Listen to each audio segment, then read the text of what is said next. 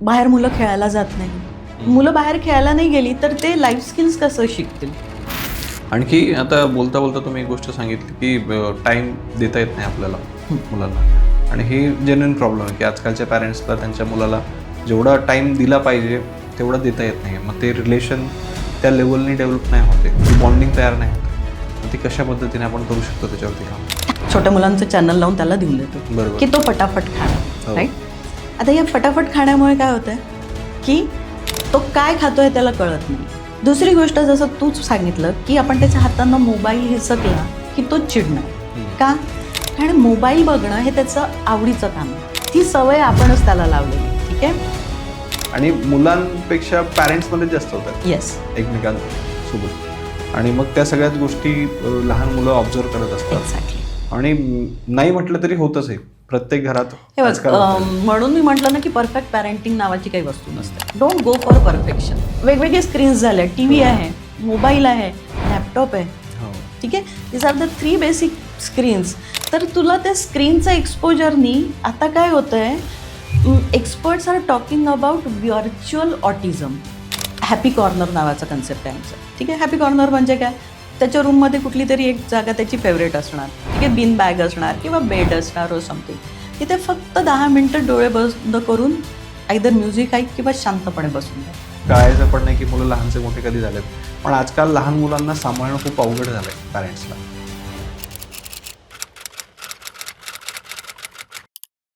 आपल्या सगळ्यांना योगेश पाटीलचा नमस्कार. आपल्या सगळ्यांचं स्वागत आहे 10 पट मोठी स्वप्न पाहणाऱ्या नव्या महाराष्ट्राच्या सगळ्यात इन्स्पिरेशनल पॉडकास्टमध्ये, ज्याचं नाव आहे श्रीमंत स्टुडिओ प्रस्तुत श्रीमंत व्हा विथ योगेश पाटील. तर मंडळी, आजचा जो एपिसोड असणार आहे तो खरंच स्पेशल एपिसोड असणार आहे, कारण आज आपण पॅरेंटिंगवरती डिटेलमध्ये डिस्कशन करणार आहोत.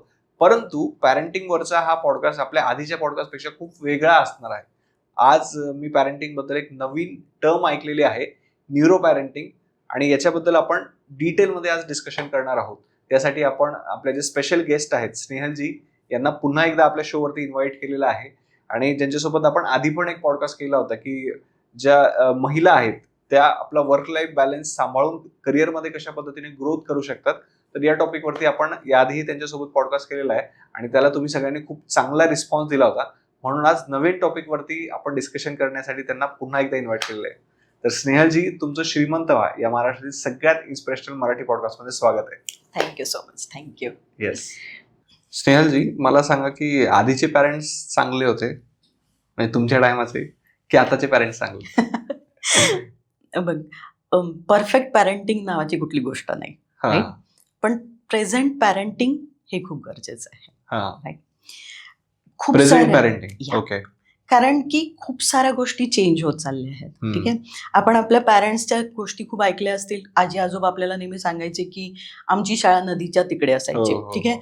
किंवा आम्ही इलेक्ट्रिक पोलच्या खाली, लाईटच्या खाली बसून अभ्यास केला. मला नेहमी प्रश्न विचारायचा की सगळ्या शाळा नदीच्या तिकडे कशा, मग इकडे का बरं नव्हत्या? किंवा मग दिवसभर का नाही अभ्यास केला, रात्री करायची काय गरज पडली? पण जोक्स आपण जर का थोडा याला अनालाइज केलं तर तुला कळेल की आपले पॅरेंट्स हे त्यांचे तेव्हा रिसोर्सेस कमी होते, राईट? रिस्पॉन्सिबिलिटीज जास्त होते. तर त्यांचं लाईफ हे सर्व्हायव्हल मोडमध्ये गेलं. मग त्यांनी आपल्याला एक प्लॅटफॉर्म दिला, थोडे रिसोर्सेस जास्त मिळाले, देन वी स्ट्राइव्ह फॉर सक्सेस. ठीक आहे. आपल्या मुलांना आपण काय देतोय? त्यांना अजून जास्त चांगले रिसोर्सेस देतोय, आणखी चांगल्या त्यांना अजून चांगल्या ऑपॉर्च्युनिटीज देतोय. रिस्पॉन्सिबिलिटीज म्हणायला गेलं तर 0 आहे, कारण की आज आपण आपल्या म्हातारपणाकरता पण सगळे व्यवस्थित अरेंजमेंट्स करून ठेवलेले आहेत. So they are living their life for satisfaction. तो प्रॉब्लेम येतोय. आणि म्हणून जेव्हा आपण म्हणतो की जेनझीज, आता आपण गंमत करतोय की जेनझीज आर इन ऑर्गनायझेशन्स, राईट? त्यांना कसं सांभाळायचं कळत नाहीये. ते सकाळी येतात, ते संध्याकाळी ते रिझिग्नेशन देतात आहे. तर प्रॉब्लेम इज दिस की त्यांना जर का त्याच्यात सॅटिस्फॅक्शन नाही मिळालं, दे विल नॉट कंटिन्यू, कारण की रिस्पॉन्सिबिलिटीज नाही आहेत त्यांच्याकडे. मग म्हणून आता आपण ट्रेडिशनल पॅरेंटिंगवर निर्भर राहू नाही शकत, कारण की डिमांड इज डिफरंट. आणि म्हणून आपण हे नाही म्हणू शकत की आधीचं बरोबर होतं की आताचं बरोबर आहे. With changes we need to identify the problem update and करावं गिव्ह लागेल द स्वतःला. सोल्युशन्स. येस. बरोबर. आणि पण मग एक प्रश्न हा पण आहे की आधीच्या काळात समजा आपण जे होतो ते खूप असे ओबिडियंट होतो किंवा पालकांचं ऐकायचो. आता आणि त्यांना काही त्रास पण नव्हता मुलांचा. बऱ्याच गोष्टी अशा इझिली होऊन जायच्या. Yes. त्यांना कळायचं पण नाही की मुलं लहानचे मोठे कधी झालेत. पण आजकाल लहान मुलांना सांभाळणं खूप अवघड झालंय पॅरेंट्सला. रिझन एक मी तुला सांगितलं की हा. कसं सिनारिओ चेंज होत आहे. हो. दुसरं, आपल्या घरात भाऊ बहीण, ठीक आहे, 2-3, ते नसतील तर कझिन्स, ठीक आहे. सो लहानपणी आपल्याला जो काही इश्यू होता, ठीक आहे, किंवा आपल्याला असं काही राग होता किंवा काही पण होतं, आपल्याला शेअर करायला आपल्या अवतीभोवती होती. लोक होती. आजी आजोबा असायचे, राईट, कोणीतरी काका असायचं. काकू असायची, मावशी असायची, आत्या असायची, कोणी ना कोणासोबत तरी आपण तेवढं फ्रीली बोलू शकत होता. आताचा सिनारिओ काय आहे? हार्डली एक, ठीक आहे, जास्ती झालं तर 2, हो. ठीक आहे. पण मग त्यांचं सोशल सराउंडिंग किती आहे? आपण आधी 2 महिन्याची सुट्टी लागली की डायरेक्ट गावी जायचो आजीकडे. बरोबर. आता ती ऑपॉर्च्युनिटी त्यांच्याकडे नाहीये. तर ते बोलणार कोणाशी? आई वडील पण जॉबवर असतात, ठीक आहे. दुसरा मेन इश्यू आहे तो ट्रस्ट इश्यू. आता आपण आपल्या मोबाईलवर, तुझ्याकडे इंस्टाग्रामवर तुझे फॉलोअर्स हजारांमध्ये असतील, राईट. पण त्याच्यापैकी असे किती लोक आहेत की ज्यांना तू जवळचे माणसं खरंच आपल्या मनातलं काही बोलू शकतो, हो. राईट. बोललं तर वी डोंट नो की उद्या कोण काय बाहेर जाऊन बोलणार. So that is the trust issue which they are facing. मग त्यांच्याकडे तर ओपन कम्युनिकेशन करता कोणी नाही आहे. अँड दॅट्स वाय आतमधल्या आतमध्ये they feel frustrated. And that is the issue की हा अँगर इश्यू किंवा टँट्रम्स हे जास्त आहेत त्यांचे. ओके. पण मग आधीच्या काळात जर कम्पेअर केलं समजा तर आपलं आई वडिलांशी जास्त बोलायचो नाही. मग ते आदर असेल, भीती असेल. आजकाल उलट पॅरेंट्स फ्रीली त्यांच्या मुलांशी बोलतात. मग तरी हा प्रॉब्लेम काय येतोय? त्याच्याकरता आपल्याला थोडंसं न्यूरो पॅरेंटिंगचं कन्सेप्ट समजायला लागेल. ओके. हे नवीन ऐकतोय मी काहीतरी. आता नॉर्मल पॅरेंटिंग म्हणजे आपलं बाळ मोठं होतंय, त्याला आपण सांभाळतोय, जशी जशी वेळ जाते आपण तसं तसं ते हँडल करतोय, राईट. याच्यात बऱ्याचदा आपण काय बघितलं की बाळ यायच्या आधी जन्माला आपण बरीचशी तयारी करतो, ठीक आहे. बरोबर. इव्हन गर्भसंस्कार पण करतो, सगळे आनंदी असतात. बट जेव्हा ते बाळ जन्माला येतं त्याच्यानंतरचं त्याला कसं सांभाळायचं याच्याकरता आपल्याकडे काही प्लेबुक नाही आहे किंवा काही ब्लू प्रिंट नाही, राईट. आई वडील त्यांचे एक्सपिरियन्सेस सांगणार, आपल्या आजूबाजूचे त्यांचे एक्सपिरियन्सेस सांगणार. पण प्रत्येक मूल हे वेगळं आहे, तर त्याचे पर्सनॅलिटी इज डिफरंट, त्याचे डिमांड्स आर डिफरंट, त्याचे इश्यूज डिफरंट आहे. मग त्याला टॅकल करताना आपण ते एक्सपेरिमेंटेशन करतो, त्याच्यात आपण पण थकतो आणि ते पण थकतात, बरोबर, राईट. सो न्यूरो पॅरेंटिंगमध्ये what it is being said की तुम्हाला थोडं ब्रेन सायन्स जर का कळलं तर त्याच्या मागचं तुम्हाला बिहेवियरचं रिझन कळेल. ओके. जर का तुम्हाला रिझन कळलं प्रॉब्लेमच्या मागचं तर ते तुम्हाला सोल्युशन करता इझी जाईल. That is what is neuro parenting. तर न्यूरो पॅरेंटिंगमध्ये काय करतो आपण, ब्रेन सायन्सचे हेल्प घेऊन we try to understand the brain development of that child आणि त्या अकॉर्डिंगली आपण त्याला सोल्युशन घेण्याचा प्रयत्न करतो. ओके. आणि हे आजकालच्या जनरेशनला कशा पद्धतीने आणखी हेल्पफुल होऊ शकतो? ओके. सो बघ, आपण जर याला असं सिम्पल टर्म्समध्ये समजून घेऊ, कारण की हे खूप गरजेचं आहे प्रत्येकाला समजणं. कारण की थोडंसं आपण न्यूरो पॅरेंटिंग म्हटलं किंवा ब्रेन सायन्स म्हटलं की आपल्यासारखं नॉर्मल माणूस म्हणतो की हे काहीतरी नवीन आहे किंवा काहीतरी खूप टेक्नॉलॉजी ओरिएंटेड आहे, राईट. पण ते तसं नाही आहे, अगदी इझी आहे. आणि जर का हे एकदा आपल्याला बेसिक कळलं तर मी तुम्हाला 100% सांगते की तुमच्या अर्ध्यापेक्षा जास्त प्रॉब्लेम्स इझी होऊन जातील, ठीक आहे. त्या प्रॉब्लेम्स तुम्हाला वाटणारच नाही, कारण की त्या प्रॉब्लेम्स नाहीच आहेत, ठीक आहे. ती सिच्युएशन आहे. तर आपण आपल्या सिम्पल लाईफला बघितलं तर आपले 4 मेन पिलर्स आहेत, okay. Health, wealth, spirituality and relationship. Okay. Wealth बद्दल आपण जास्त डिस्कशन्स करतो right from the beginning, okay. आपण शाळेत पण आपल्याला शिकवलं जातं की चांगला अभ्यास केला तर चांगली जॉब लागेल, ओके. बुक्स वाचतो, बरोबर, करिअर बद्दल वाचतो. पण याच्या व्यतिरिक्त जे 3 पिलर्स आहेत त्याच्याबद्दल आपण कमी एज्युकेशन घेतो, मी असं म्हणेन, ओके. हेल्थ बद्दल ठीक आहे, काय खायचं काय नाही खायचं याच्या व्यतिरिक्त काही नाही, ओके. मग त्याच्यात आपण आपलं बॉडी टाईप पण नाही बघत, आपल्याला काय एक्झॅक्टली सूट होईल हे पण नाही बघत. दुसरं आहे स्पिरिच्युअलिटी.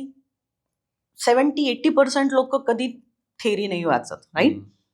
आपल्याकडे जे सणवार आहेत, जे परंपरागत चालले ते अकॉर्डिंगली आपण फॉलो करतो. Rituals, that is a spirituality for us. Okay. Third येतं रिलेशनशिप. रिलेशनशिपमध्ये आपण काय म्हणतो, कोणाशी कसं वागायचं, रिस्पेक्टफुली वागायचं, ठीक आहे, दॅट्स इट. त्याच्या पलीकडे आपण काय बोलत नाही. पण parenting is one of the part of relationship. Relationship of parent with a child, बरोबर, राईट.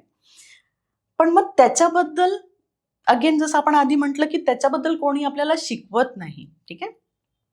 आता ब्रेन सायन्समध्ये काय होतं, आपण थोडंसं ब्रेनला समजून घेऊ.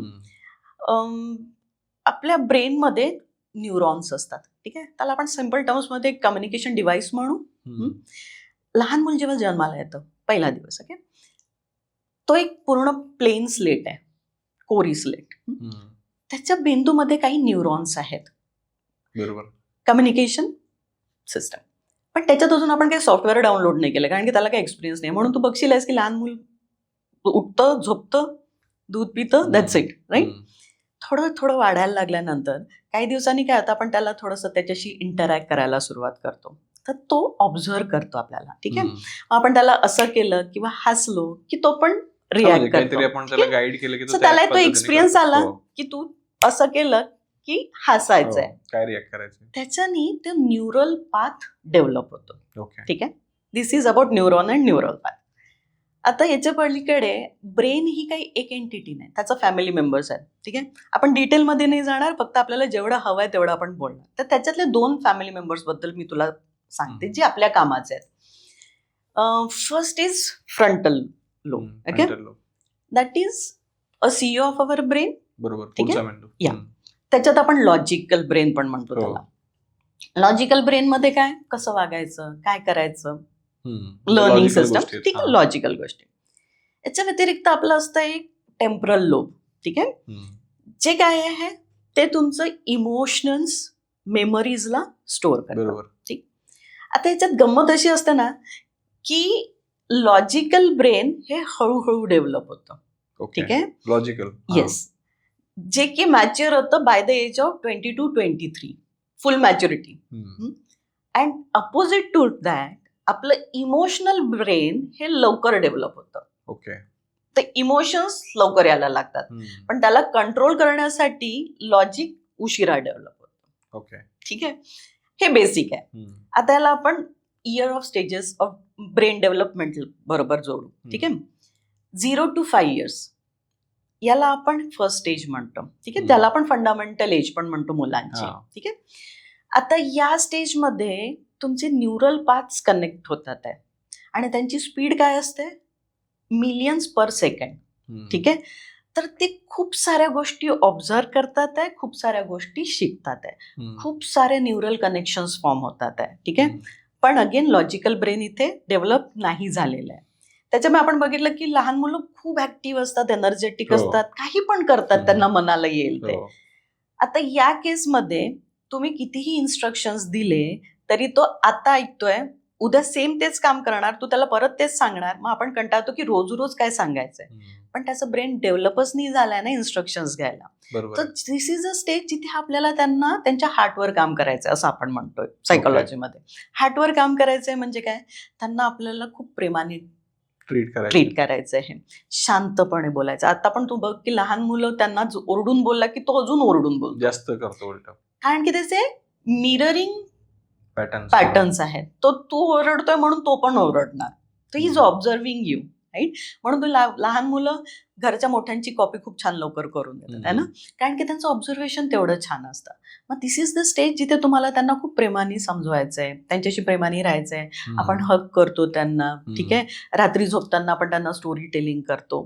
त्यांना काही काही नवीन नवीन आपण या स्टेजमध्ये खूप चांगलं शिकवू शकतो, कारण की त्यांची तेवढी ॲब्झॉर्प्शन पॉवर आहे. So this is the first stage. ठीक आहे. This is the fundamental stage. Second stage येते 6 to 10 years. ठीक आहे. दिस 6 to 10 years मध्ये आता काय, दिस इज अ रिऑर्गनायझिंग स्टेज. का आपण असं म्हणतोय, आता न्यूरल पाथ्स जे इतके कनेक्ट झालेले आहेत ते खूप जास्त झाले आहेत. आता त्याच्याकरता म्हणजे it's like a busy street. ठीक आहे, तर तुला तिथे काहीतरी सिग्नल्स लावायला लागणार, बरोबर. डायरेक्शन्स द्यायला लागणार, बरोबर. काही सिस्टम गाईड करावं लागेल. लावायला लागणार, तेव्हाच ते इझी गोईंग व्यवस्थित, राहिलंय. बरोबर हा. ना? तर इथं काय होतं की खूप सारे न्यूरल पॅटर्न्स तयार झालेले आहेत. तर ब्रेन जे पॅटर्न्स आपण वारंवार यूज करतो त्यांना ठेवतो, बाकीचे डिलीट करतो. आता याचा अर्थ काय? फॉर एक्झाम्पल, माझ्या घरनं तुझ्या स्टुडिओला यायला 3 रस्ते आहेत. ठीक आहे, आणि बरोबर. पुढचे 15 दिवस मला रोज यायचं आहे तुझ्या स्टुडिओला. व्हॉट आय विल डू, मला for example road A easy आहे तुझ्या घरी यायला, रोडला म्हणजे गर्दी कमी लागते आणि पटकन मी तुझ्या घरी पोचते, स्टुडिओला पोचते. बरोबर. तर मी ते 2 जे वेज आहेत त्या जाणारच डायरेक्शननी नाही. मी जाणारच नाही. मी घरनं गाडी Simple काढली की way डायरेक्ट आहे. माझा ब्रेन हा. मला सांगणार की याच रोडने जा. ठीक हो. आहे, तर मी रोज त्याच रोडने येणं जाणं करते आहे, तर ते माझ्या ब्रेनमध्ये फिट होऊन जाणार. बरोबर. याचा अर्थ असा नाही की मी 2 रोड मला माहिती नाही, पण जेव्हा कधी मी काही प्रॉब्लेम मध्ये आली तर I can come from that also. पण मग ब्रेन काय करतं, जे आपण रोज यूज करतोय, वारंवार यूज करतोय, त्याला, त्या पॅटर्नला, त्या न्यूरल पाथला तो स्ट्रॉंग करतो आणि बाकीच्यांना डिलीट करतो. बरोबर. Right. So this is the stage जिथे आपण आपल्या मुलांना हॅबिट्स लावू शकतो, त्यांना सवयी. स्ट्रक्चर फॉर्म मध्ये. ठीक आहे, तिथे त्यांना रोड्सच्या सवयी कशा असतात, काय टाइम टेबल असतो, या गोष्टी आपण त्यांना देऊ शकतो, समजावू समजू शकतो. शकतो. मी शिकवू शकतो असं नाही म्हणणार. का? कारण की एक टीचर शाळेत पुरेशी आहे. घरी त्यांना टीचर नको आहे, त्यांना पॅरेंट हवं आहे. Right. They will listen to you only if they feel like you are parenting them. जिथे तुम्ही टीचर बनण्याचा प्रयत्न केला तिथं ते तुम्हाला अपोज करणार. ठीक आहे, so this is this stage. Okay. याच्यानंतरची स्टेज थोडी डेंजरस आहे. टीनेज म्हणू या शकतो. 11 to 16. ह्या स्टेजमध्ये काय होतंय, आपण स्वतःची आयडेंटिटी फॉर्म करण्याचा प्रयत्न करतोय. राईट. आतापर्यंत आपल्या घरात आपलं सगळं ऐकत होते, बरोबर. आपण काही केलं तरी लोक आपल्याला लाड करत होते. ठीक आहे, आता तुम्ही बघाल की या एजची मुलं फ्रेंड्स सोबत जास्त कम्फर्टेबल होतात, त्यांच्याशी बोलणं त्यांना जास्त कम्फर्टेबल वाटतं, त्यांच्यासोबत खेळणं, त्यांच्यासोबत राहणं. ठीक आहे, आता या ह्याच्यात काय आवड असते की मला कुठला ग्रुप एक्सेप्ट करतोय, कारण की इतकं इझिली एक्सेप्टन्स नसतं त्या ग्रुपमध्ये, पण आपल्याला पण त्या कुठल्या ना कुठल्या ग्रुपमध्ये ऍडजस्ट व्हायचंय. राईट. बरोबर. सो मग त्यांना काय आवडतं ते आपण करायला लागतो, सो दॅट तिथे आपला एक्सेप्टन्स येईल. राईट. सो तो माझ्या ग्रुपमध्ये जर का सगळेच मोबाईलमध्ये गेमवर डिस्कशन करतात आहे किंवा एका मूवीबद्दल डिस्कशन करतायत, तर व्हॉट आय विल डू, तेच करेल मी पण तेच करणार ना. सो इथे ॲज अ पॅरेंट्स आपली रिस्पॉन्सिबिलिटी अजून वाढते. आणि आपण होतो काय, याचं उलट, की आता मुलगा मोठा झालाय, ऐकत नाही, मग बोललं 1-2दा की तो चिडणार. ठीक आहे, ह्या स्टेजमध्ये तू बघ की तो एकदम चिडणार, आदळ आपट करणार, पण दुसऱ्याच सेकंदाला तो रडणार. मग त्याला ती गिल्ट पण येते की मी रडलं कसं, बरोबर, की मी कसं रडलं. मग त्याला कोणतरी म्हणणार एवढा मोठा झालायस तरी रडतोय, मुलीसारखा रडतोय. What words we are using, त्याचा पण इम्पॅक्ट खूप जास्त पडतो. राईट. हे कोणी लिहिलंय आणि कुठे लिहिलंय की मुलांनी रडायचं नाही. रडणे हे इमोशन आहे आणि वी आर ह्युमन बिंग. मग ती मुलगी असो का मुलगा असो, त्याला इमोशन्स जर का हर्ट होतात आहे तर रडणं हे त्याचं बेसिक आहे. मग तुम्ही तिथे त्याला अडवलंय की रडायचं नाही, मग तो कुठेतरी तर काढेल ना ते. तर ते अँगरमध्ये निघतं, फ्रस्ट्रेशनमध्ये निघतं. मग जेव्हा असं काही सिच्युएशन आहे, वी ॲज अ पॅरेंट आपल्याला थोडं स्वतःला काम डाऊन करायला लागतं, आपले पेशन्स वाढवायला लागतात. म्हणून आम्ही म्हणतो की एज वाढली की आपलं पॅरेंटिंग पण वाढवायला लागतं. ओके. या मुद्द्यावरती आपण येऊयात, पण मला एक गोष्ट आपल्याबद्दल समजून घ्यायची आहे की आपले जे पॅरेंट्स होते की त्यांनी अशा कुठल्या मिस्टेक्स केल्या असं आपण म्हणू शकतो की ज्याच्यामुळं आज आपल्याला बऱ्याच गोष्टींचा त्रास होतोय आणि ते न्यूरो पॅरेंटिंग आणखी बेटर वेनी झालं असतं. पॅरेंटिंगचं मिस्टेक्स म्हणजे कसं, 2 एक्स्ट्रीम्स असतात. राईट. काही लोक असतात ते एकदम लिनियंट, जे करतोय ते करू द्या. ठीक आहे, रागवायचं नाही, ओव्हर पॅम्परिंग. बरोबर. एक असतं की एकदम स्ट्रिक्ट पॅरेंट्स, हे असं म्हणजे असंच झालं पाहिजे, माय वे और हायवे. राईट. बरोबर. या दोन्हीही केसेसमध्ये काय होतंय, आपण त्यांना एक्सप्लोरेशनचा वेळच देत नाही. त्याच्यामुळे त्याला स्वतःचं कॉन्फिडन्स नाही की ऍक्च्युली कसं पुढे जायचंय. मग बरोबर. ठीक आहे, तो हे दोन्ही एक्स्ट्रीम ज्या कंडिशन्स आहेत दॅट इज व्हेरी डेंजरस. मग याच्यातला मध्यभाग आपल्याला गाठता येतोय का? तर हो, आपल्याला थोडंसं स्ट्रिक्टनेस पण ठेवायलाच लागेल. आता आपण बघतोय की जंक फूड नाही, याच्यामुळे काय होतंय, आपण बघतो ओबेसिटी, डायबिटीज लहान हो. मुलांमध्ये खूप जास्त होतं. आणि दुसरी गोष्ट ही की त्यांना फिजिकल एक्सरसाइजच नाहीये. बरोबर. मग ते जाणार कुठे? ते फॅट फॉर्म मध्येच येणार. हो. आणि हळूहळू आळशीपणा, वाढतंय. लेथार्जी जास्त हो. वाढते. मग ह्या सगळ्या गोष्टींकडे बघता व्हॉट वी कॅन डू, तर त्यांचं आपल्याला ते एज ग्रुपमध्ये कुठे आहे त्या अकॉर्डिंगली त्यांना काही ऍक्टिव्हिटीज देता येईल का? कारण की त्यांना काही स्ट्रगलच नाहीये. Right, struggle gives a smile. आज हो. तू इथपर्यंत पोहोचलायस तर तू थ्रू स्ट्रगल पोहोचलाय. तो डायरेक्ट इथे आला असतंस तर तुला त्याचं कळलंच नसतं की तो हो. प्रोसेस कसा आहे म्हणून, बरोबर. किंवा त्याचा इम्पॉर्टन्स कसा आहे म्हणून. बरोबर. So can we give them, आता त्यांना एक स्ट्रगलचा अर्थ आपण काही त्यांना कामावर पाठवा असं नाहीये, पण creative struggle can we give them. आता क्रिएटिव्ह स्ट्रगल म्हणजे काय, आपण त्याने प्रत्येक गोष्ट मागितल्याबरोबर द्यायची गरज नाहीये. Let in think about that. Pocket मनीच्या ऐवजी पॉकेट अर्निंग द्या, की बाबा ठीक आहे तुला हे हवं आहे ना, हे 500 रुपीजचं आहे, तू मला याच्या बदल्यामध्ये how to work on Excel हे शिकव. ठीक आहे, and at the end of the month तुम्हाला हे शिकवलंस की मी तुला 500 आणि 1000 रुपये देणार. इझी गोष्ट आहे उलट. He will gain that feeling of earning. मग तिथून त्याचं सेव्हिंगचं कन्सेप्ट त्याला समजेल आणि तो क्रिएटिव्हली इन्व्हॉल्व राहील त्या गोष्टीमध्ये. सो असं आपण करू शकतो. दुसरी सगळ्यात प्रॉब्लेमॅटिक गोष्ट म्हणजे कम्पॅरिझन, की तुझ्या फास्ट फ्रेंडनी एवढे मार्क्स मिळवले, तुला का कमी मिळाले, दिवसभर तो पण तुझ्यासोबत असतो. दुसरं असतं की सगळ्यात जास्त आपल्याकडे कलर, स्किन कलर, घरच्या घरी पण भाऊ बहिणींमध्ये आपण कम्पॅरिझन करतो किंवा बहीण बहीणमध्ये पण आपण कम्पॅरिझन करतो की मोठी सुंदर दिसते, लहान का अशी दिसते, तिचा कलर तो गोरा आहे, तुझा का काळा आहे. ह्या वर्ड्सनी पण खूप इम्पॅक्ट होतो लहान मुलांच्या मनावर. तुम्ही जस्ट बघा, आणि हे प्रत्येक घरी असतं, फक्त घरचेच नाही, बाहेरचे येऊन पण तुम्हाला असं बोलून जातात. त्या गोष्टीचा इम्पॅक्ट त्या लहान मुलाच्या मनावर काय होतोय हे आपल्याला बघणं खूप गरजेचं आहे आणि त्याच्यावर डिस्कशन करणं खूप गरजेचं आहे. तिसरी गोष्ट असते की आपण मुलांना कोणाही समोर रागवून देतो. ठीक आहे, आणि आपण मोठं झालं की आपण म्हणतो की प्रेज इन पब्लिक आणि स्क्रीम इन प्रायव्हेट. पण आपण हे करतो का? नाही करत. आपण त्या लहान मुलाला पण सगळ्यांसमोर म्हटलं तर त्याच्या मनावर काय परिणाम होतोय हे पण आपल्याला बघायला पाहिजे. त्याच्यापेक्षा ठीक आहे, तिथे त्याने काही चूक केली आहे, थोडा वेळ करता त्याला सांगा. घरी आल्यावर यू डिस्कस विथ हिम, तर त्यांना लवकर कळेल की असं नाही करायचं पुढच्या वेळेस म्हणून. बरोबर. These are few of the, हे नाही म्हणणार मी की आपण काही चुका करतोय, पण या होतात आणि त्याचे परिणाम त्या मुलांच्या मनावर होत राहतात. आणि आजकालचे मुलं जरा जास्त सेन्सिटिव्ह म्हणू शकतो. हुशारपेक्षा सेन्सिटिव्ह प्रॉपर. एक्झॅक्टली. कारण आपल्याला त्यावेळेस कळत पण नव्हतं, म्हणजे आपण लहान होतो, पण आजकाल तर त्यांना एक्सपोजर तेवढं मिळते. हो, बरोबर आहे.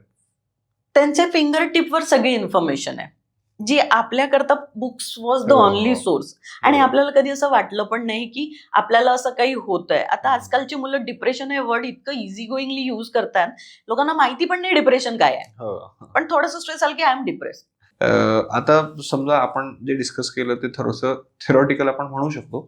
आता आपण काय करूयात, डायरेक्ट मुद्द्याला हात घालूयात आणि आजकालचे जे पॅरेंट्सचे जे प्रश्न आहेत किंवा जे प्रॉब्लेम्स आहेत त्याला आपण न्यूरो पॅरेंटिंगच्या मदतीने कशा पद्धतीने सॉल्व्ह करू शकतो त्याच्यावरती थोडंसं डिस्कस करूया. येस, तर सगळ्यात पहिली तर जेवणाची समस्या. आजकाल अनेक लोकांचा प्रॉब्लेम असतो की त्यांची मुलं जेवणच करत नाही व्यवस्थित. मग याला आपण कशा पद्धतीने टॅकल करू शकतो? मग जेवण करत नाही, मग काय करतो आपण? काय करता जनरली? तू काय ऑब्झर्व करतोय सध्या काय ट्रेंड सुरू आहे? जर का मुलगा जेवत नाहीये लहान आपला, दुसरं काहीतरी मॅगी खाणार किंवा दुसरं काहीतरी चिप्स वगैरे खातात, कोल्ड्रिंक्स वगैरे जास्त प्यायला लागले आजकाल. तर तिथे कुठेतरी जसं मी म्हटलं, आणि तू बघ की हे जी एज ग्रुप आहे, ठीक आहे, लहान एज ग्रुप 6 ऑनवर्ड्स, ठीक आहे, तिथे आपल्याला त्यांना थोडंसं जेवणाची सवय लावायला पाहिजे. हेल्दी हॅबिट्स ज्याला आपण म्हणतो, की ठीक आहे आठवड्यातनं एकदा चिप्स आपण खाणार. आता तू म्हणशील असं कधी होतं का, पण ते करायला लागणार, त्याच्याशिवाय पर्याय नाही. ठीक आहे, कारण की आज तू चिप्स घ्यायला गेलास तर तुझ्याकडे एवढी रेंज अवेलेबल आहे, राईट? आणि त्याच्याकरता आज त्या मुलाला तुला मागायची गरज नाही, कारण की त्याची प्राइस पण तेवढी कमी आहे.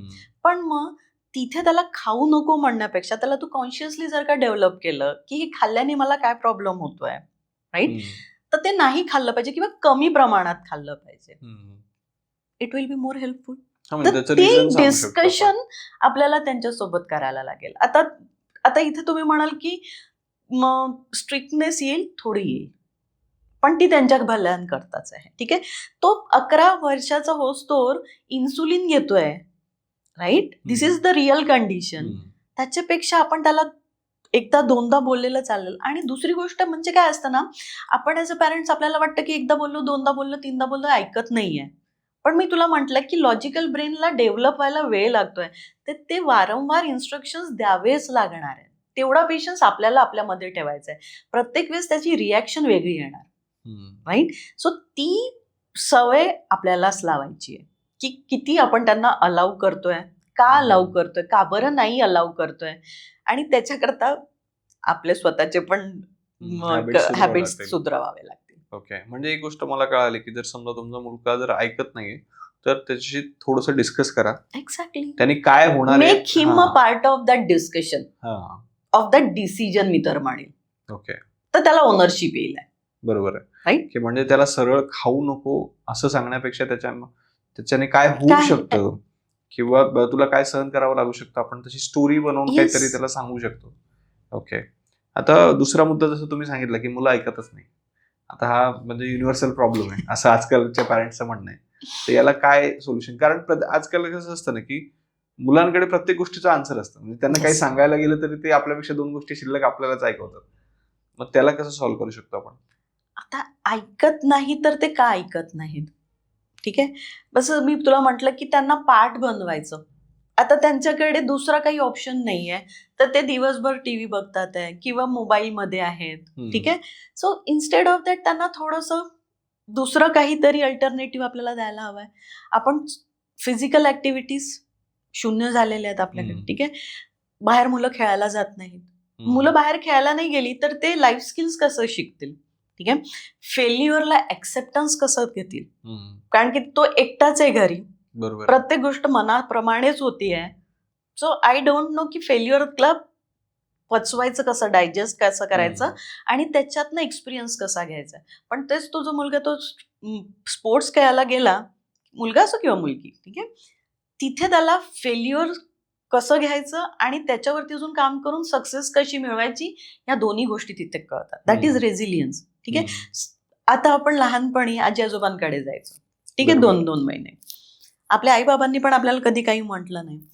आजच्या घडीला आपले एक तर तेवढे नातेवाईक नाही, दुसरं आपणच त्यांना म्हणतो जाऊ दे, ती मावशीचा स्वभाव तसा आहे. ठीक आहे, कुठून येणार ते experience? How to deal with people, how to deal with society. तर त्यांना थोडं पडू तर द्या, त्यांना थोडं शिकू तर द्या, right? So this will help in this manner. त्यांना एक्सपिरियन्सच नाही मिळत आहे, बरोबर, तर मग त्यांना कळणार कसं? ओके, आणखी आता बोलता बोलता तुम्ही एक गोष्ट सांगितली की टाइम देता येत नाही आपल्याला मुलांना, आणि ही जेन्युइन प्रॉब्लेम आहे की आजकालच्या पॅरेंट्सला त्यांच्या मुलाला जेवढा टाइम दिला पाहिजे तेवढा देता येत नाही. मग ते रिलेशन त्या लेवलनी डेव्हलप नाही होते, ती बॉन्डिंग तयार नाही होते. मग ती कशा पद्धतीने आपण करू शकतो त्याच्यावरती काम? टाइम देऊ नाही शकत आहे पेक्षा क्वालिटी टाइम हे जास्त महत्वाचं आहे. बघ, आजकाल ना काही काही पॅरेंट्स खूप जास्त ओव्हर एक्साइटेड असतात, राईट? तू लेडीज बघ, जनरली बाळ झालं की लाईक पूर्ण करिअर सोडून की नाही मला द्यायचंच पॅरेंटिंग करायचं आहे. ठीक आहे, ती तुझी इच्छा आहे, पण खरंच तेवढा वेळ हवाय का? लागणार आहे का? त्याला लागणार आहे का? मग तुम्ही काय की ते पॅरेंटिंग, मी माझं करिअर सोडलंय म्हणून ती पूर्ण आपण एनर्जी त्या पॅरेंटिंगवर लावतोय, पण ती तेवढी एनर्जी नकोच आहे ना त्या पॅरेंटिंग करता. किंवा आपण खूप नुसतंच त्या गोष्टीवरच डिस्कशन्स करतोय. ठीक आहे. आता मी जसं म्हटलं की घरात त्यांना पॅरेंट हवाय, टीचर नकोय. हे कर, ते नको करू, ते करू नको, इकडे नको जाऊ, तिकडे नको जाऊ, हे याच्यासोबत नको जाऊ. कंटिन्युअस इन्स्ट्रक्शन्सनी त्यांना स्ट्रेस होतो.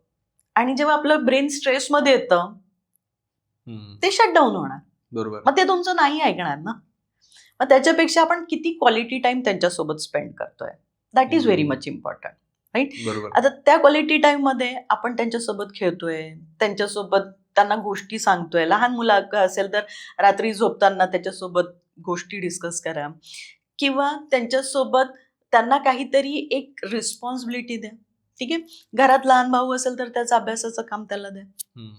एवढं तर करू शकतो. भाऊ बहिणी चला एकटाच आहे, व्हॉट वी कॅन डू, घरात पेट असतात, त्याची केअरिंग करायला द्या. रिस्पॉन्सिबिलिटी द्या ना, की ह्याचं केअर तुला करायचंय. पेट पण नाहीये, एक झाड तर आणू शकतो आपण. बरोबर. त्याची रिस्पॉन्सिबिलिटी द्या. आणि त्या झाडाला फुल आलं किंवा काही छान झालं तर अप्रिशिएट हिम, की किती छान काम केलंस बघ, तुझ्या बाळाला किती छान आज फुल आलंय. ह्या छोट्या छोट्या गोष्टी असतात. मग ह्या गोष्टींमध्ये जेव्हा त्याचं मन असेल ना, तेव्हा तो तुमच्यासोबत क्वालिटी टाइम स्पेंड करतोय. म्हणजे सोबत करायला जर एखादी गोष्ट असेल, आता तो दिवसभर घरी आहेस, राईट, पण दिवसभरापैकी तू एकही क्षण त्यांच्यासोबत चांगला नाही. आम्ही याच्यात काय म्हणतो की we give best to the world. ठीक आहे. आपण बाहेर कुठे जायचं असलं किंवा ऑफिसला जायचं, आपण एकदम छान तयार होऊन जाणार. ठीक आहे. तिथे आपण व्यवस्थित वागणार, लोकांशी बोलणार, हसणार. We are giving our best to the world and we are giving worst to the child किंवा फॅमिली. आता ऑफिसमधनं आल्यानंतर अगदी आपण आपल्या घरच्या कपड्यांमध्ये दिवसभराचा स्ट्रेस घेऊन खूप चिडचिड्या याच्यामध्ये, मग तो काही बोलतोय आपलं मूल आपल्याशी, त्याच्याकडे आपण लक्ष देत नाहीये. राईट. आपण तो म्हणतो बाहेर खेळायला चला, आपण म्हणतो आज मी खूप थकलेलं आहे. प्रत्येक गोष्टीचं स्ट्रेस येत आहे. आपण अँगर, आपल्या स्वतःचेच अँगर इश्यूज आपण कंट्रोल करू नाही शकत आहे. What we are giving worst to our child, जिथे आपल्याला बेस्ट द्यायला पाहिजे. तर instead of that then try to make a balance, की जितकं बेस्ट आपण बाहेर देतो त्याच्यातलं थोडं बेस्ट आपण घरी देऊ. ते थोडं पण पुरेसं आहे. बरोबर. सो आता तुम्ही सांगितलं की अँगर इश्यूज, आता हा पण एक थोडासा महत्वाचा मुद्दा होत चाललाय आजकाल. कारण काय होतं की लोक काम जास्त करतायत आणि कसं नवरा बायको दोन्ही काम करत असतात, त्याच्यामुळं काही हे असतात, टार्गेट्स असतात, मग ते कम्प्लीट करायच्या नादात आपण पण थकतो. मग घरी आल्यावर परत अँगर इश्यूज जास्त होतात आणि मुलांपेक्षा पॅरेंट्स मध्ये जास्त होतात एकमेकांसोबत. आणि मग त्या सगळ्याच गोष्टी लहान मुलं ऑब्झर्व करत असतात. आणि नाही म्हटलं तरी होतच आहे प्रत्येक घरात. म्हणून मी म्हटलं ना की परफेक्ट पॅरेंटिंग नावाची काही वस्तू नसते. Don't go for perfection. How we can balance. आता रोज तुझा दिवस एकसारखा नाही जाणार ऑफिसमध्ये. बरं, ऑफिसमध्ये गेला तू, घरी यायला निघालास की तुझं तिथे काहीतरी ट्रॅफिक मिळणार, काहीतरी प्रॉब्लेम्स असणार, त्याच्यानी पण आपल्याला चिडचिड होते. तो खूप साऱ्या गोष्टी आहेत ज्या आपल्याला अग्रेशन कडे नेतात किंवा अँगर इश्यूज कडे नेतात. पण मी जसं म्हटलं की घरी आल्यानंतर पण आपण त्याच गोष्टीला आपण कॅरी जर का घरी केल्या तर त्याच्यानी त्या मुलाला वाटतं की दिस इज नॉर्मल. बरोबर. घरी आल्यानंतर त्याला कळतं की आई किंवा बाबा आज कुठल्या मूडनी घरी आले. घरी आल्यानंतर मग ती त्यांचे जे बिहेवियर आहे according to him that is normal. मोठं झाल्यानंतर त्याच्याकरता ते नॉर्मल बिहेवियर आहे. So he or she will also try to behave in that same manner. बरोबर आहे.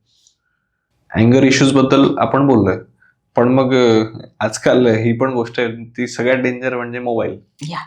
प्रत्येक पॅरेंटचं म्हणणं आहे की आमचं म्हणजे पहिले तर ते त्याला काहीतरी टाइमपास म्हणून देतात, कारण जबाबदारी झटकायचं म्हणून ते त्याच्या हातात मोबाईल देऊन टाकतात, तो शांत बसतो. पण हळूहळू त्या गोष्टीची सवय लागते आणि मग आपण मोबाईल हिसकला की तो आणखी चिडचिड करतो आणि जास्त अग्रेशन मध्ये येतो आणि मग त्याला कंट्रोल करणं पण अवघड होत जातं हळूहळू. मग याच्यावरती काय सोल्युशन आहे? तूच सांगितलंस की आपणच देतो. राईट. जेवणाचा प्रश्न मगाशी तू विचारला. ठीक आहे. लहान मुलं जेवत नाही म्हणून काय करतो आपण? छोट्या मुलांचं चॅनल लावून त्याला देऊन देतो की तो फटाफट खाणार. राईट. आता या फटाफट खाण्यामुळे काय होतंय की तो काय खातोय त्याला कळत नाहीये. राईट. दुसरी गोष्ट, जसं तूच सांगितलं की आपण त्याच्या हातांना मोबाईल हिसकला की तो चिडणार. का? कारण मोबाईल बघणं हे त्याचं आवडीचं काम आहे. ती सवय आपणच त्याला लावलेली. ठीक आहे. आता तू कुठली गोष्ट तुझी आवडीची खेळणी खेळतोयस, ठीक आहे, आणि ते खेळणं मी तुझ्या हातून एकदम ओढून घेतलं. तू पूर्ण एनग्रोस होऊन ती गोष्ट करतोयस आणि ती अचानक तुझ्याकडनं घेऊन घेतली तर तुला राग येणार. बरोबर. Same happens with the children, की त्यांचं ते मोबाईल बघताना त्यांचं ब्रेन त्यांना हॅपी डोपामाइन देत आहे. राईट. हिसकून घेतलं की तो तिथे ब्रेक होतोय. ब्रेक झाला की तो चिडणार. ठीक आहे. सो हिसकण्याच्या ऐवजी जर का आपण थोडं, जसं मी म्हटलं की एक शेड्यूल, की बाबा इतका वेळच आज एक पर डे एवढा वेळच बघायचा. ठीक आहे. बरोबर. किंवा स्टडी टाइम आहे तर झालाय हा आता 10 मिनिटांनी बंद कर, किंवा ही लेवल झाली की मग आपण अभ्यासाला बसू. ठीक आहे. आता या बोलण्यामध्ये पण फरक असतो. आपण काय म्हणतो, झालं असेल आता तुझं बघून, अभ्यासाला बस. चिडून ते. ठीक आहे. आता आपणच काय करतोय की एक चांगली गोष्ट आणि आपण अभ्यासाला बोरिंग गोष्ट म्हणतोय. ठीक आहे. आता तू सांग की आनंदापासून तू बोरिंग गोष्टकडे कसं जाणार, मग तुला ती चिडचिड होणारच ना. तर इन्स्टेड ऑफ दॅट की ते ब्रेक झाल्यानंतर आपण त्याला काहीतरी दुसरं थोडं सिमिलर काइंड ऑफ वर्क, की हा चल तू मला थोडं सांग ना याच्यामध्ये कसं, मी हे प्रेझेंटेशन मध्ये अडकली होती, किंवा हे थोडं मला हेल्प कर ना, माझं स्वयंपाक करताना याच्यात काहीतरी याचं चव बघ ना. ठीक आहे. तो थोडा डिस्ट्रॅक्ट होत आहे. डायव्हर्ट करायचं थोडं. आणि मग चल आता आपण आपली वेळ झाली ना अभ्यासाची, आता आपण अभ्यासाला बसू.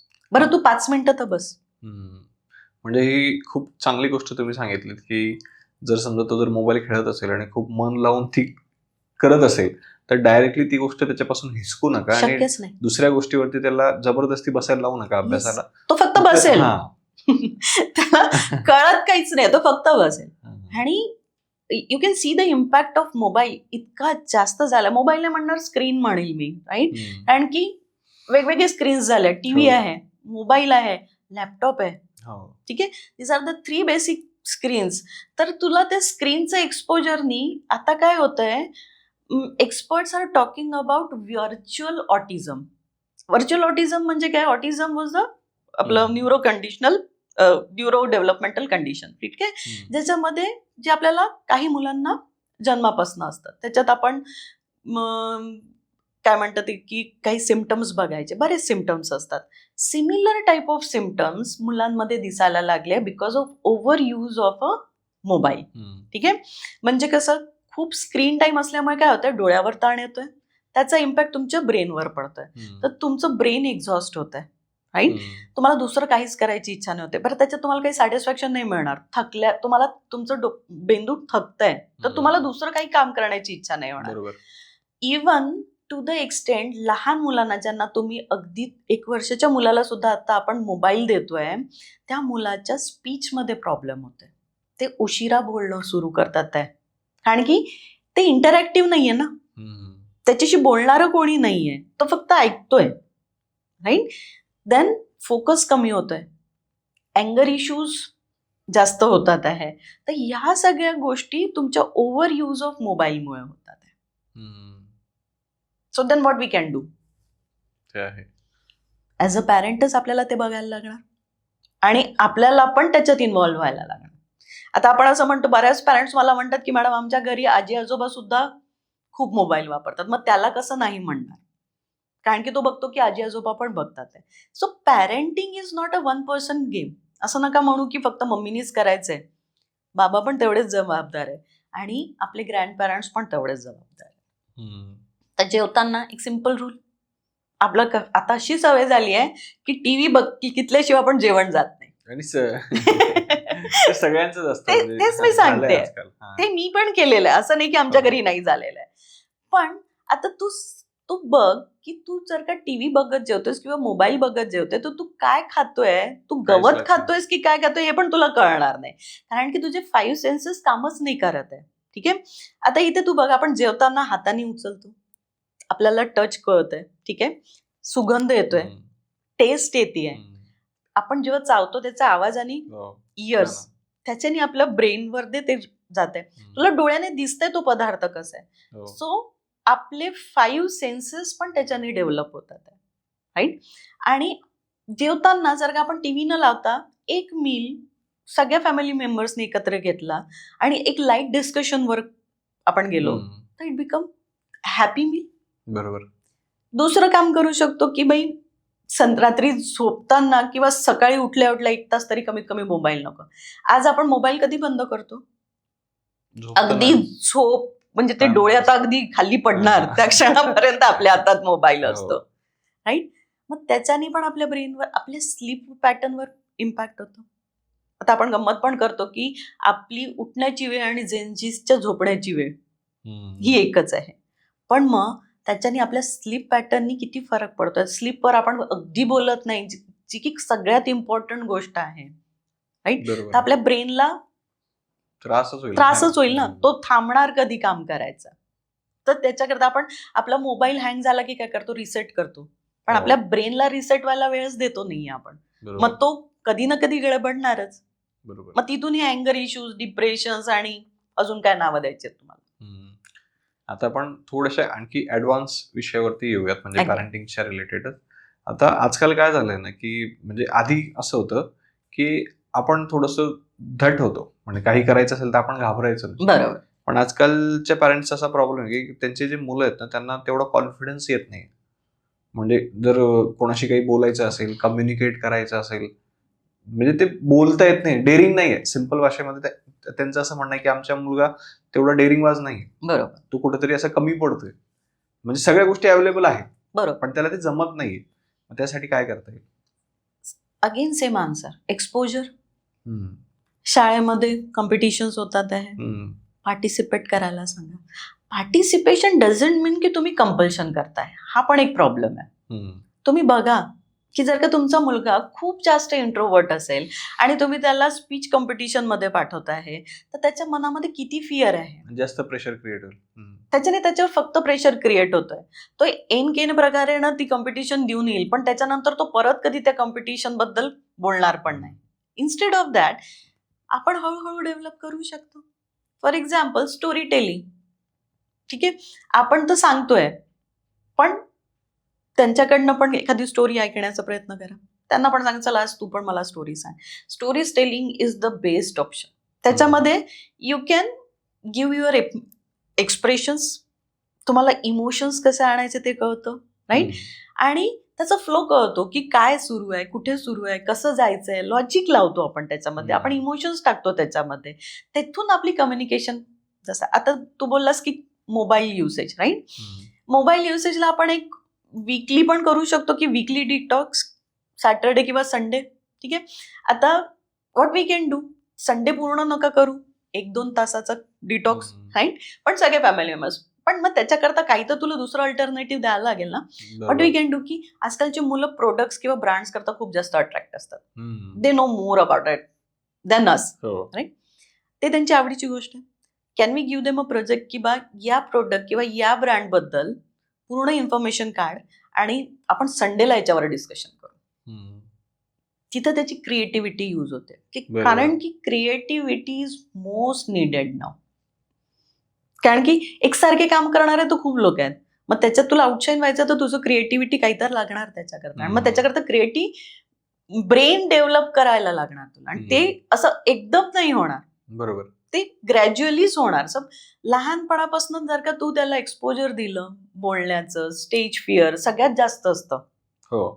नाही, त्या स्टेज फिअर करता जर का तुम्ही त्याला पहिल्यापासून, जेव्हा त्याच्या मनात ती भीती नाही आहे तेव्हापासून ते एक्सपोजर दिलं.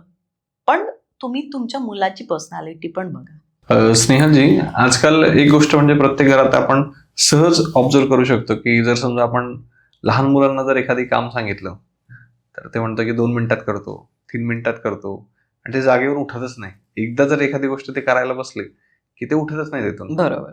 मग याला कसं सॉल्व्ह करू शकतो आपण? याला आपण इंग्लिशमध्ये प्रोकास्टिनेशन म्हणतो. ठीक आहे, पण प्रोकास्टिनेशन म्हणजे आळशीपणा नाही, हे आपल्याला लक्षात घ्यायला लागेल. अगेन सेम थिंग की तुमचं फ्रंटल लोब ओव्हरलोडेड झालाय. ठीक आहे, लॉजिकल ब्रेन अजून व्हायचंय.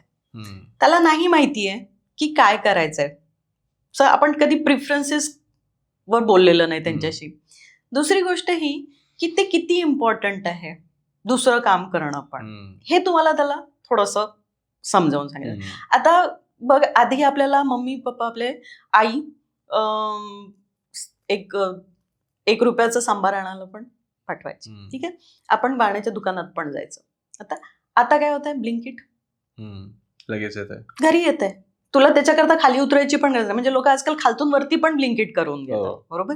सो मग त्याला ते मोटिवेशनच नाहीये ना की का करायचंय ते काम. आहे ना तुमच्याकडे, राईट. सो त्याच्यामुळे त्याचं ब्रेन विड्रॉल मोडमध्ये आहे, कारण की त्याला त्याच्यात काही मजा नाही येते. आपल्याला नवीन सायकल घेऊन दिली की आपण प्रत्येक काम आनंदाने करायचं ना.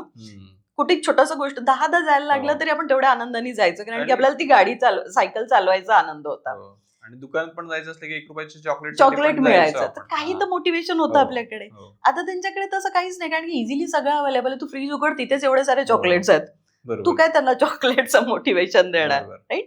किंवा बाहेर जाऊन आपल्याला एक लोक दिसतायत, दुकानदार दिसतोय, दुकानातल्या वस्तू दिसतायत. आता ते त्याच्या मोबाईलवर आहे, त्याच्या फिंगर टिप्सवर सगळ्या गोष्टी आहेत. मॉलमध्ये जातोय, ते बघताय, त्यांना कशात काही इंटरेस्ट राहिलेला नाही. त्याच्यामुळे त्यांना ब्रेनला जर काही डोपामाइन मिळत नाहीये तर तो विड्रॉल मोडमध्येच राहणार. मोटिवेशनच नाही मिळत आहे. मग त्याला कशा वेळी आपण त्याला चेंज करू शकतो? तर तीच गोष्ट आहे की त्यांना त्या कामामध्ये इन्व्हॉल्व करा. की भाजी चांगली घेऊन ये खालतून. ठीक आहे, चल तुला आज पनीर खायचं तर मग पनीरचं चांगलंवालं पॅकेट घेऊन ये खालतून. समथिंग लाईक दॅट, ज्याच्यात तुम्ही त्यांना involvement is the only thing which will help us a lot as a parent. Okay. आणि दुसरा पण एक प्रॉब्लेम आहे की तो दिवसेंदिवस वाढत चाललाय, की पॅरेंट्सचं असं म्हणणं आहे की मुलं खूप हायपर ऍक्टिव्ह होत आहेत आणि त्यांचा जो फोकस आहे तो खूप कमी होतोय. तर मग याला आपण कसं सॉल्व्ह करू शकतो? हायपर ऍक्टिव्हनेस एक तर आपण फूड हॅबिट्स, जास्त शुगर, सॉल्टी, आपले असे पॅक फूड्स ज्याच्यामध्ये ऑब्व्हियसली असे काही पदार्थ आहेत की ज्याच्यामुळे हायपर ऍक्टिव्हनेस वाढत आहे. दुसरी गोष्ट आहे की दुसरी गोष्ट काय की त्यांना जसं मी म्हटलं की ब्रेनला रिसेट व्हायला थोडासा वेळ हवाय, राईट. आता आपण लहान मुलाला हे तर नाही म्हणू शकत की बाबा तू बस आणि मेडिटेशन कर म्हणून. ठीक आहे, मग त्याच्याकरता आम्ही खूप छान कामं करतो. एक हॅपी कॉर्नर नावाचा कन्सेप्ट आहे आमचा. ठीक आहे, हॅपी कॉर्नर म्हणजे काय, त्याच्या रूममध्ये कुठली तरी एक जागा त्याची फेवरेट असणार. ठीक आहे, बीन बॅग असणार किंवा बेड असणार और समथिंग. तिथे फक्त 10 मिनिटं डोळे बंद करून आयदर म्युझिक ऐक किंवा शांतपणे बसून राहा. That will also help. किंवा काही नको करू, 10 मिनिटं एका जागेवर बस. That also gives you a boredom, right. आणि त्या बोर्डममुळे त्याचं डोकं क्रिएटिव्ह होतं. आपल्या घरी लहान मुलगा बघितलंस का की आई कामात असली तर तो झाकण पण खेळतो किंवा वाटी आणि चमच्यानी पण खेळ, कारण की त्याला तेव्हा काहीतरी ऍक्टिव्हिटी करायची. It comes through boredom. आताच्या मुलांना ते बोर्डमच नाहीये.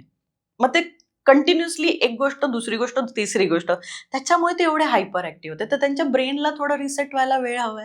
That we can do. दुसरी गोष्ट की मॅजिक बुक म्हणून आम्ही कन्सेप्ट करून घेतो मुलांकडनं. मॅजिक बुक म्हणजे काय की आज दिवसभरात ना काहीतरी 3 छान गोष्टी ज्या तुला वाटतात की या मॅजिक होत्या माझ्या लाईफमध्ये, त्याच्याबद्दल लिहून काढायचं. Because of this that what will happen, they will come into a process of gratitude. धन्यवाद मानायला सुरुवात करते. मग त्याला तिथे त्या गोष्टीचं इम्पॉर्टन्स कळायला सुरुवात होईल की हे नॉर्मल नाहीये, राईट. मला काहीतरी स्पेशल मिळालं आहे. कारण की आपण त्यांना जर्नलिंग नाही सांगू शकत लागलीच, आपण मोठ्यांना म्हणू शकतो. पण मग मॅजिक बुक म्हटलंस की त्यांना पण मजा येते की हा चला आज मी काय 3 गोष्टी झालेल्या. Even we can teach them visualisation. खूप सुंदर व्हिज्युअलायझेशन करतात मुलं, राईट. त्याच्याने त्यांची क्रिएटिव्हिटी वाढते. That we can tell them. So अशा छोट्या छोट्या गोष्टी आपण त्यांना करायला सांगू शकतो, ज्याच्याने त्यांना थोडं कामनेस मिळेल, थोडं ते शांत होतील, जे की त्यांना खूप गरजेचं आहे. ओके.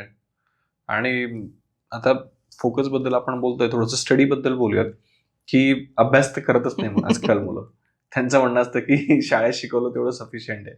पण मग आज जेवढी कॉम्पिटिशन वाढते त्या मानाने अभ्यास करणं पण महत्वाचं आहे.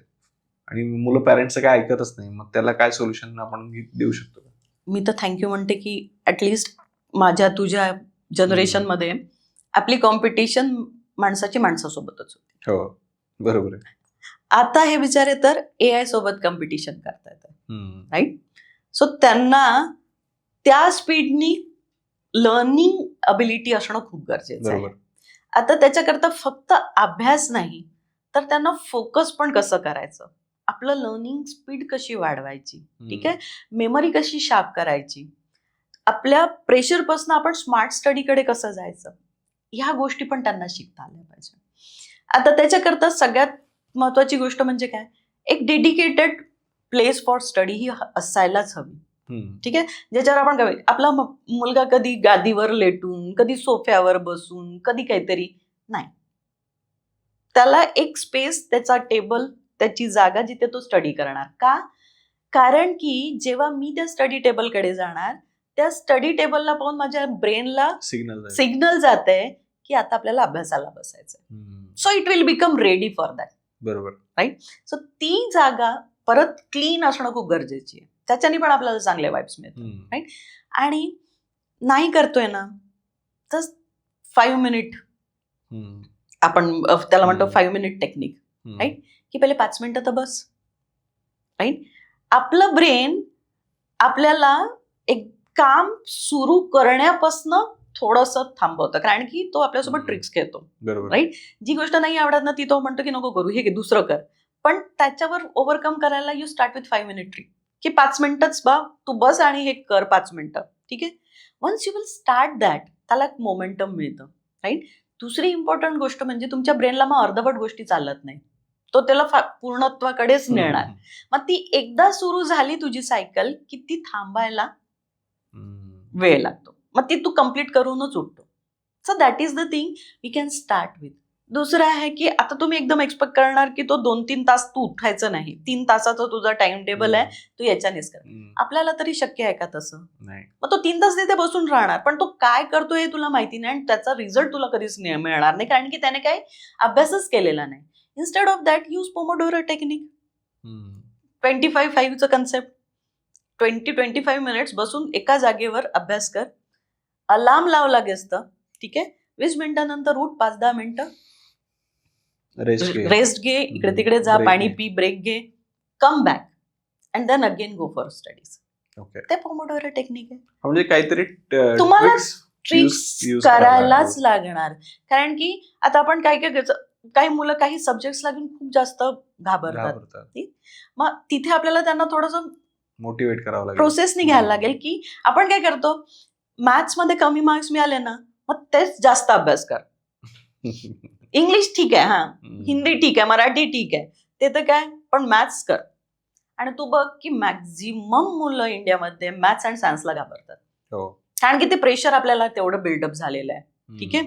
आता त्याच्यामुळे काय, मग इंग्लिश किंवा लँग्वेजेस मध्ये त्याने चांगलं केलंय ना, अप्रिशिएट दॅट ऑल्सो ना, की किती छान, त्याच्यात तुला खूप छान मार्क्स मिळाले. आपण असं करू ना की आपण याच्यावर पण थोडंसं असं काम करू की याचे पण मार्क्स आपले वाढले पाहिजे. आपण नेहमी ही कॉर्पोरेटमध्ये पण चूक होते की आपण विकनेसेसवर पहिले जास्त काम करतो, त्याचे रिझल्ट मिळायला वेळ लागतो, मग मोटिवेशन कमी होतं. इन्स्टेड ऑफ दॅट जे चांगलं आहे त्याच्यावर पहिले जास्त, त्याच्यावर अजून थोडं फोकस करा, त्याचे रिझल्ट मिळायला लागले की हे पण वरती येणार, then it will get a balance. So अशा टेक्निक्सनी आपण त्यांना थोडंसं मोटिवेट करून त्यांच्या सोबत राहून, पण you need to do the parenting. असं नाही की तो दरवाजा बंद करून आतमध्ये बसला आणि तुम्ही म्हणते की तो अभ्यास करतोय, तो नाही करणार. इनिशियल लेवलला तुम्हाला हे सगळं त्याच्यासोबत करायला लागणार. हा, म्हणजे हात धरून प्रॉपरली ते करून घ्यावं लागेल आणि थोडंसं त्यांना सोडावं पण लागणार. तर काही पॅरेंट्स कसे असतात की 8-9 पर्यंत मी बघितलंय की नाही, मी तुझा अभ्यास घेणार, राईट? आणि मग तुम्ही 10th मध्ये त्याला एकदम सोडून देता, मग त्याला सवय नाहीये ना स्वतः सेल्फ लर्निंगची, मग ते तू कसं करणार? त्याच्यापेक्षा 1 स्टेप एव्हरी डे, थोडं थोडं त्याला तुम्ही नच करायचंय आपल्याला, राईट?